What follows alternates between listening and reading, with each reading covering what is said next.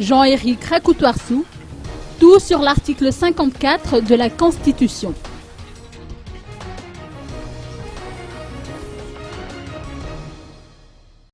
Jean-Éric Rakoutoarsou, spécialiste en droit constitutionnel, a apporté de plus amples explications à propos de l'article 54 de la Constitution relative au mode de désignation du Premier ministre.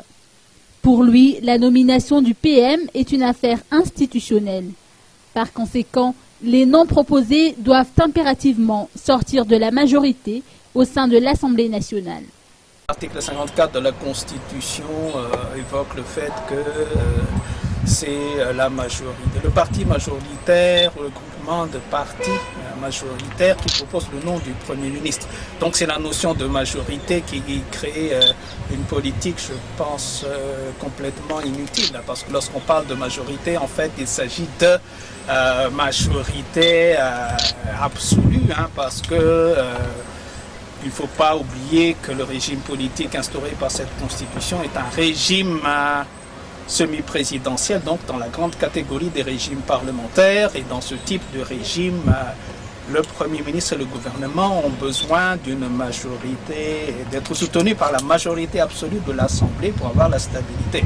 Si on s'amuse à appliquer le système de la majorité simple, je pense que dès la première réunion de l'Assemblée nationale, il risque d'y avoir une motion de censure et le Premier ministre et le gouvernement risquent d'être renversés. Donc il faut arrêter de jouer sur ce plan-là. Et puis je crois qu'il faut également préciser que la nomination d'un Premier ministre est une affaire institutionnelle, c'est-à-dire que le nom proposé doit sortir de l'Assemblée nationale. C'est la majorité à l'Assemblée nationale qui propose le nom, mais il n'est pas question de quelques réunions privées, de donner les noms, ça ne fait pas sérieux.